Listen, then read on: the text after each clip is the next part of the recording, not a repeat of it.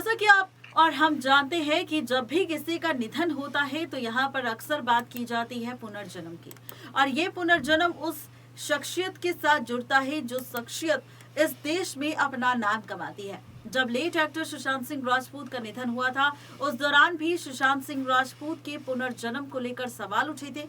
और ऐसे में अब जब लता मंगेशकर जी का निधन 6 फरवरी 2020 को हुआ तो उनके पुनर्जन्म को लेकर भी सवाल उठने लगे। जहां पर पुनर्जन्म को लेकर खुद लता मंगेशकर ने खुलासा किया था। उन्होंने ये तो कहा था कि वो अगले जन्म में लता या सिंगर नहीं बनना चाहती, लेकिन साथ ही उन्होंने ये भी कहा था कि वो अगले जन्म में अगर कुछ बनेगी तो क्या बनेगी और पुनर्जन्म अगर उनका होगा तो वो कैसा होगा। इसके बारे में खुद लता मंगेशकर ने किया था अपने निधन से पहले खुलासा। क्या है पूरा सच, देखिए ये रिपोर्ट। जैसा कि हम सब जानते हैं कि लता मंगेशकर जिन्होंने 6 फरवरी 2022 को दुनिया को अलविदा कह दिया। लता मंगेशकर की जाने के बाद से ही लता मंगेशकर की जिंदगी से जुड़ी कई सारी खबरें सोशल मीडिया पर सामने आना शुरू हो गई। और ऐसे में आज इस प्रोग्राम में हम बात करने वाले हैं लता मंगेशकर के पुनर्जन्म से लेकर उनकी अंतिम इच्छा को लेकर। जी हाँ, आपको बता दें कि अमृत तत्व पाना हो तो कैसा हो, वैसा हो जैसा लता मंगेशकर ने पाया। बता दें कि लता मंगेशकर जो अब हमारे बीच नहीं है, ऐसा कभी किसी को लगेगा ही नहीं। दरअसल स्वर कोकिला के रूप से जानी जाने वाली लता मंगेशकर के निधन के बाद पूरे देश को काफी बड़ा झटका लगा और उनके निधन के बाद सोशल मीडिया पर सभी ने अपने अपने तरीके से सोशल मीडिया पर अपना दर्द व्यक्त किया और साथ ही अपने रिपीट।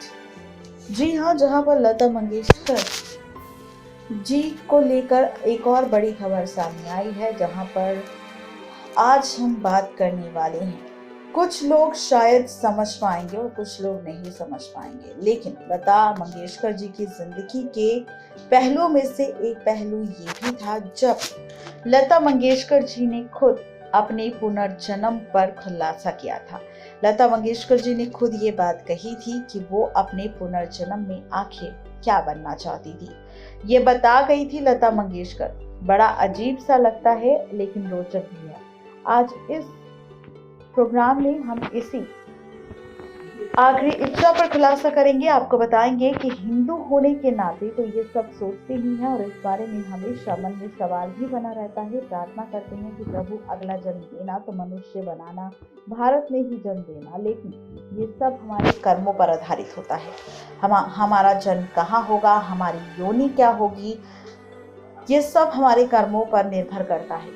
बहुत कम महान लोग होंगे जो पुनर्जन्म की बात कर इस दुनिया से गए होंगे। ऐसे में आज हम बात करने वाले हैं लता मंगेशकर जी को लेकर। दरअसल मराठी में उनकी एक प्रसिद्ध आत्मकथा पुस्तक प्रकाशित हुई थी। फूले बेचिता राष्ट्रीय स्वयं सेवक संघ के एक वरिष्ठ कार्यकर्ता जो कि गृहस्थ होते हुए भी प्रचारक की भांति जिंदगी जीते थे, रविंद्र जोशी, जो कि लता मंगेशकर जी के साथ उनका गहरा रिश्ता था। लता मंगेशकर जी उन्हें काफी ज्यादा रिस्पेक्ट देती थी। ये पुस्तक जोशी जी लेकर आए और उन्होंने खुद इस पर से राज उठाया। उसमें उन्होंने कई सारी चीजों पर खुलासा किया, लेकिन आज हम बात करने वाले हैं पुनर्जन्म को लेकर, जिसमें पुनर्जन्म को लेकर लिखा गया था कि लता मंगेशकर जी अगले जन्म में आखिर क्या बनना चाहती हैं। इसी से लता मंगेशकर जी के हृदय की देशभक्ति, सैनिक भक्ति, राष्ट्रीय शत्रुओं का अंत करने की उद्यमता और शौर्यशाली दुर्गा रूप जैसी प्रकट हुई। दरअसल पुस्तक में लता मंगेशकर को लेकर लिखा है कि पुनर्जन्म होता है, ये कौन सिद्ध करके दिखा सकता है, बहुत कठिन है, लेकिन मैं हिंदू हूँ इसलिए मेरा विश्वास है कि पुनर्जन्म होता है। मनुष्य जिंदगी में जो सामान्य इच्छाएं रहती है, यश, कीर्ति, प्रताप, धन दौलत आदि सब कुछ मिल जाए। मैंने सैनिकों के लिए भी गीत गाए हैं, लेकिन मैंने खुद देश की रक्षा नहीं की, इसलिए मुझे पुनर्जन्म मिला तो मैं ये चाहूंगी कि मैं अगले जन्म में सैनिक बनूं, ऐसी मेरी इच्छा है।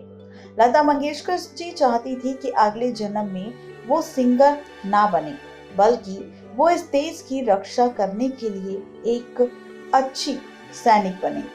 बता दें कि लता मंगेशकर जी जो कि दुनिया भर में यश प्राप्त कर चुकी है, सफलता प्राप्त कर चुकी है और इतिहास में अपना नाम लिखवा चुकी है, उसके बावजूद भी लता मंगेशकर ने अपने इंटरव्यू में ये कहा था कि वो अब अगले जन्म में दोबारा लता मंगेशकर या सिंगर नहीं बनना चाहती, बल्कि देश की सेवा करने के लिए एक सैनिक बनना चाहती है। लता मंगेशकर जैसी महान गायिका जो बेहद ही कम रूप में देश में नजर आती है, और ऐसे में लता मंगेशकर जी का जन्म और इस धरती पर उनका आना एक माँ सरस्वती के रूप में आना था, और उनकी आवाज, उनका व्यवहार, सब कुछ काफी ज्यादा अलग और काफी अच्छा था। जी हाँ, यहाँ पर लता मंगेशकर जी ने कहा कि कृपा कर मुझे अगले जन्म में सैनिक बनाना। लता मंगेशकर ने अपना अगला जन्म सैनिक के रूप में चाहा ताकि वो भारत के शत्रुओं का अंत कर सके। उन्होंने कोई गांधीवादी, अहिंसावादी ढकोसला नहीं किया जिससे शायद कोई राजनीतिक लाभ मिल सके। लता मंगेशकर जी के द्वारा गाया गया गाना ऐ मेरे वतन के लोगों गीत हर राष्ट्रीय कार्यक्रम का अनिवार्य हिस्सा बना रहेगा। सैनिकों के लिए उनका अनुराग, निष्ठा, भक्ति और राष्ट्रीय सुरक्षा के प्रति वीरत्व समर्पण अनूठा ही कहा जाएगा। इस जिंदगी में सैनिक रूप में रही और अगले जन्म में वो सैनिक बनने की इच्छा प्रकट करती हुई नजर आई। भारतवर्ष जब स्वतंत्र का अमृत महोत्सव मना रहा होगा, तब भारत रत्न लता मंगेशकर हमारे बीच नहीं है। इसका दुख सबको होगा। उनका पुनर्जन्म होगा, ये तो हम सब चाहते हैं। वो भारत में ही होगा, ये भी हमें विश्वास है। लेकिन सर कोकिला जी, लता जी देश की रक्षा की भावना से प्रेरणा लेते हुए युवक और युवतियों ने भारतीय सेना में भर्ती होने का अभियान चलाया, तो ये एक महान सेनानी गायिका की सच्ची श्रद्धांजलि कही जाएगी। तो ये है पूरी खबर, जहां पर लता मंगेशकर के पुनर्जन्म के लिए हमने इस रिपोर्ट में खुलासा किया। नेक्स्ट लाइव की रिपोर्ट।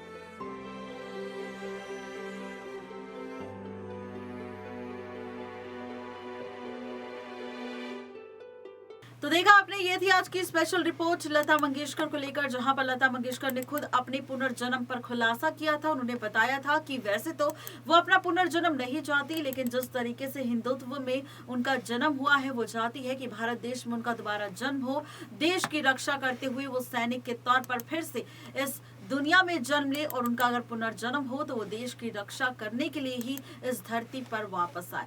तो सीधे और साफ शब्दों में कहा जाए तो निधन से पहले ही लता मंगेशकर ने अपने पुनर्जन्म पर खुलासा कर दिया था कि आखिर वो पुनर्जन्म अगर लेगी तो उनका पुनर्जन्म कैसा होगा, किस तरह होगा और कहाँ होगा।